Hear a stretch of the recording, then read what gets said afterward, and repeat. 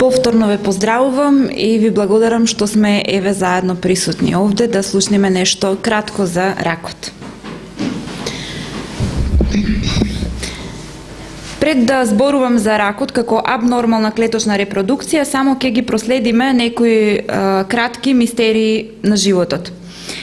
Организмот представува една сложена мешавина од хемикалии и сите работат заедно на еден смислен и продуктивен начин. Ние го нарекуваме тоа живот.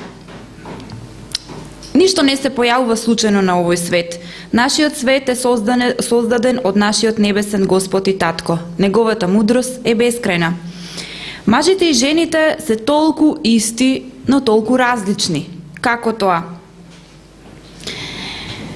Еве овие две молекули, холестерол и витамин D3, толку се слични, толку близко слични, а една мала промена на холестеролот преминува во витамин D3. Значи, ова хемиска формула на холестеролот преминува во хемиска формула на витамин D3 при една мала промена и веднаш настануваат различни функции на овие две молекули. Истото се случува и со тестостеронот и естрогенот. Тестостеронот се наоѓа кај мажите, хормон кај мажите, а естрогенот хормон кај жените. Значи, мажите и жените се толку слични, а и толку различни. Нашиот организам е многу сложен и комплексен. Така видовме дека топлината може да ги промени здравите цис масти во штетни трансмасти. Ние живееме само благодарение на Божјата постојана сила и благодат. Видовме дека и психоневроимунолошкиот систем, како и ендокриниот систем, работат сите заедно во сите фази на регулација. Значи, тие си соработуваат еден со друг, сите овие 4 системи. А видовме дека и исхраната, односно здравата исхрана, е многу битна за обезбедување на соодветна количина и точни пропорции на овие хемиски материи за одржување на здравието.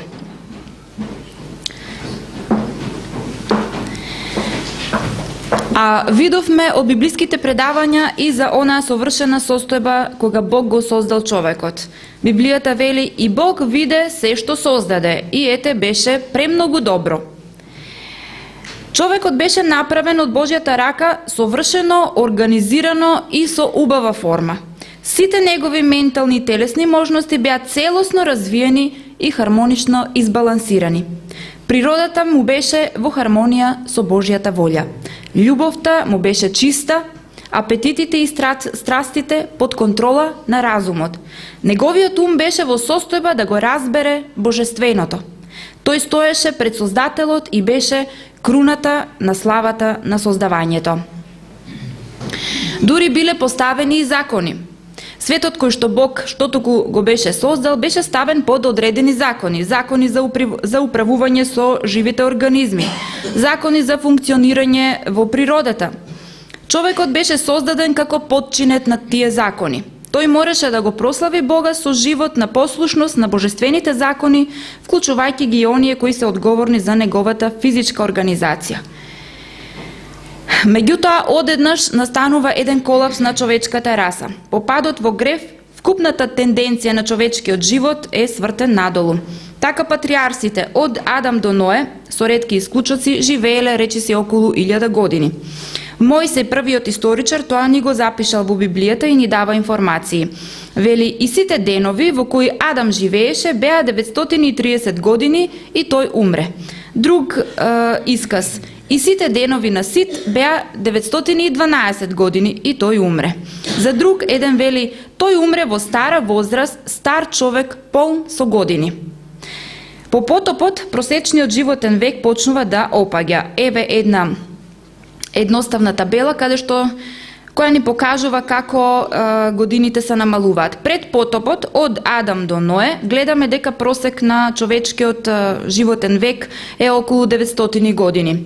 А по потопот, од Сим до Аврам, годините на живот се намалуваат. Прво од 600 на 400 години, на 200 и на крајот Аврам умрел на 175 години. И денеска колку е просечниот животен век? Некаде околу 70, затоа што по старите лица нели го качуваат тој просек, затоа што има луѓе над 80 години кои што живеат и тоа доста добро. По Христа исто се случувало се полошо. Човештвото беше толку дегенерирано што многу доживеале страшни несреќи. Не само што биле болни старите, туку биле болни и луѓе на средна возраст, што не било случај нели со претходно пред потопот. Младинците исто биле доведувани кај Спасителот од сите краишта на земјата за да бидат излечени од нивните болести. Младите луѓе не биле болни, немаме такви извештаи во Библијата пред потопот. И сето тоа е последица на непочитување на прво моралните закони, а потоа и на физичките закони кои што Бог ги воспоставил. Состојбата на човештвото какво е денес? Во денешно време се развиле секакви типови на болести. Илјадници несреќи, луѓе со деформирани и болни тела лежат во својата тажна состојба. Слабостите на телото влијаат на умот, доведуваат до мрачност, сомнежи и очај. Дури и децата во лулка страдаат од болести, како резултат на гревовите на своите родители. И пред да видиме како се развиваат тие ракови клетки, ќе го видиме нормалното создавање на клетките. Човечкото тело се состои од милиарди клетки. Во тие клетки се наоѓа наследен материјал баш во јадрото на секоја клетка. Гледани овие клетки, тоест гледано јадрото под микроскоп, се гледа во него хромозоми и тоа секој хромозом содржи 46 се по број, по 23 од секој пар. Значи 23 од мајката и 23 хромозоми од таткото. Еден пар од 46 хромозоми. Тие се содржат во така наречена ДНК или дезоксинуклеинска киселина, која што ги содржи наследните информации на секое суштество и одредува како да работи клетката и незините карактеристики, тоест карактеристиките на воопшто на човекот. Оној дел од ДНК кој што и вели на клетката како да исполни одредена функција или карактеристика или да произведи некоја дефинитивно хемиска субстанција се нарекува ген. Секое тело содржи некаде околу 40.000 различни гени.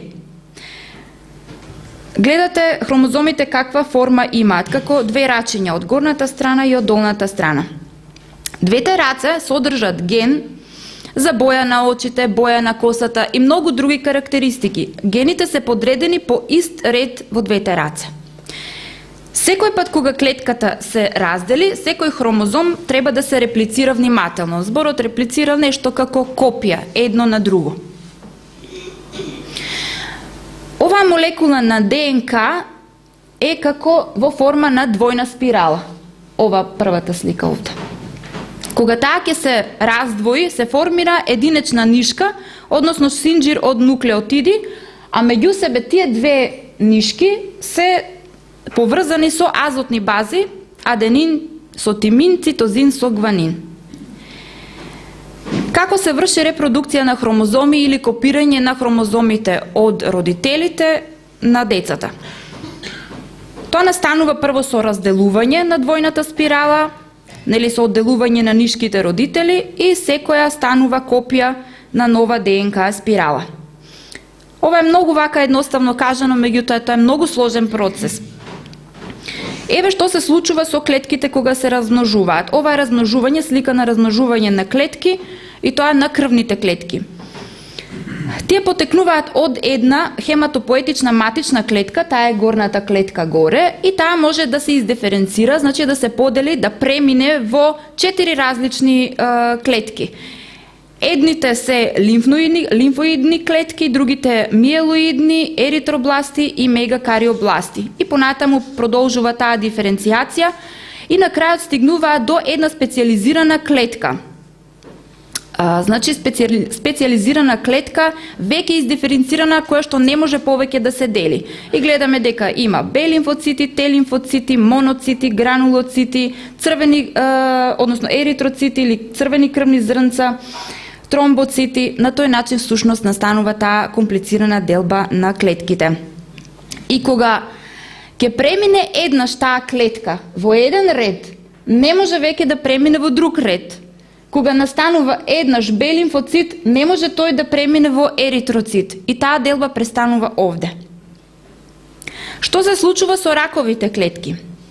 Знаеме, нели, за клетката да се раздели, треба да си го задржи своето тело. Значи, кога веќе еднаш клетката преминува во друга клетка, таа претходната умира и се создава нова клетка.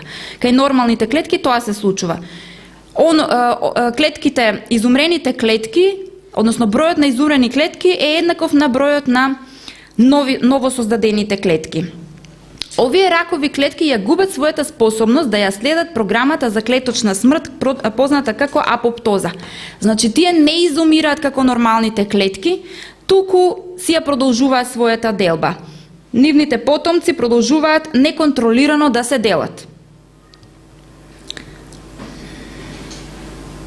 Тие се типични егоисти во нивното однесување. Тие не ги почитуваат законите на соседните клетки. Значи, не соработуваат со соседните клетки. Тие само сакаат да се хранат и да растат без да бидат корисни. Не извршуваат никаква функција во било која клетка. Еве ги разликите меѓу нормалните клетки и клетките на ракот. Нормалните клетки се репродуцираат точно. Значи, тие се копираат точно. Кога се пренесуваат кај децата, едните се копија на другите. Додека раковите клетки имаат дефекти, наречени мутации, значи кај нив се случува некоја грешка во копирањето. Нормалните клетки престануваат да се репродуцираат во определено време, значи кога видовме на таа сликата, кога ќе стигнат до еритроцит и тоа престанува тука. А раковите клетки имаат голема репродуктивна сила, значи нивната делба продолжува и продолжува. Кај нормалните клетки, тие се слепуваат на определени места и штом се слепат на едно место, прекинува делбата, додека клетките на ракот не се лепат и не прекинува делбата. Нормалните клетки сами се уништуваат ако се оштетени. Значи, штом е оштетена таа клетка, веќе умира и се ослободува преку леукоцитите. Додека клетките на ракот не ги почитуваат тие сигнали од соседните клетки и ако се оштетени, не умираат. Нормалните клетки созреваат и се специализираат. Значи, еднаш создаден еритроцит, тој си е еритроцит. Не се претвара во друга клетка, не преминува во друга лоза на клетки.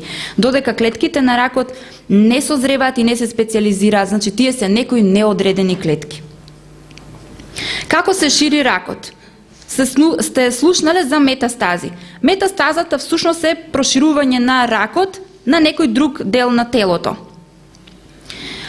И кога еднаш ќе се формира тумор на еден дел од телото, ако тие клетки се откинат на некој начин и отидат на друго место, тие формираат и таму тумор, меѓутоа тој тумор се кажува дека е секундарен тумор.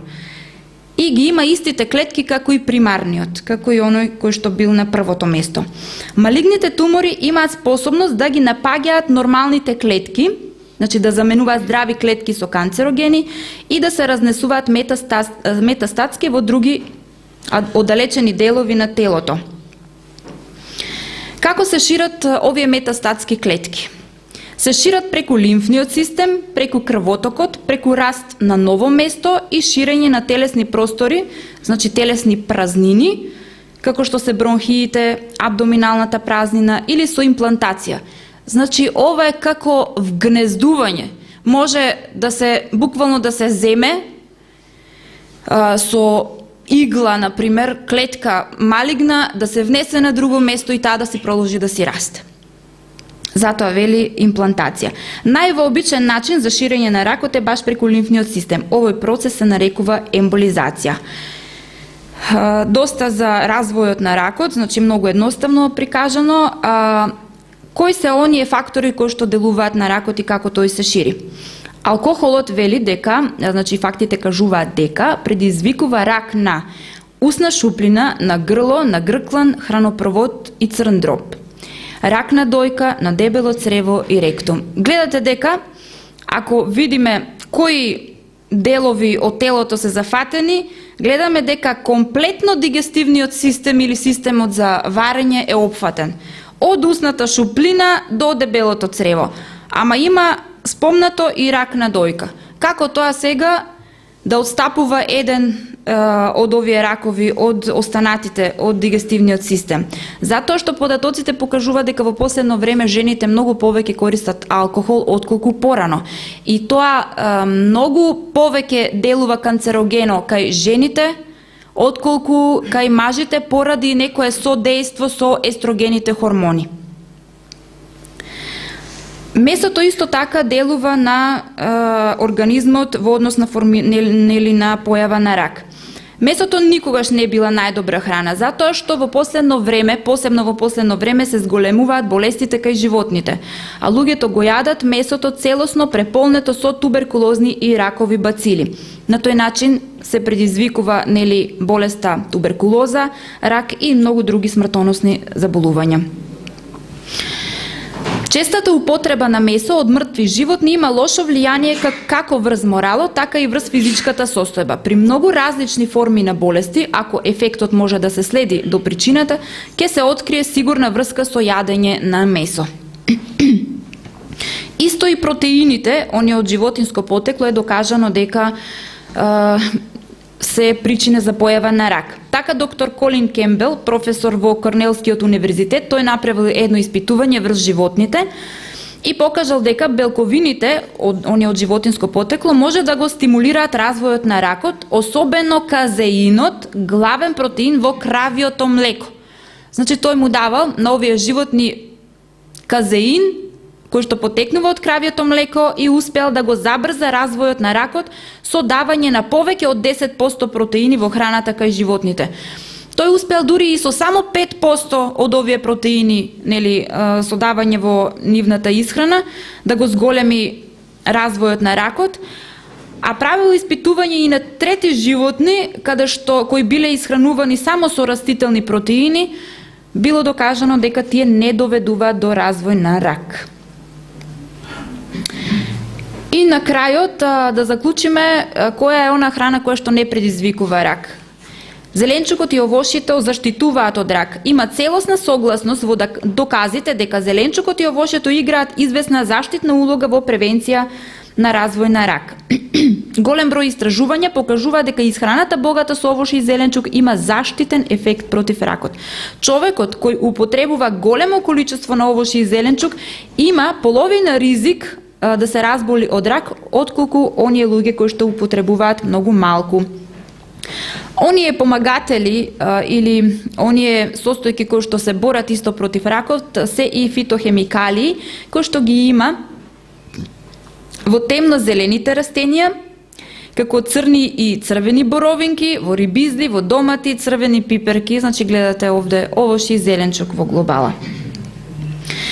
И на крајот само една констатација од една писателка, вели: ова е како повик за реформација за сите, меѓу луѓето кои тврдат дека го очекуваат скорашното доаѓање на Христос, треба да има поголеми промени.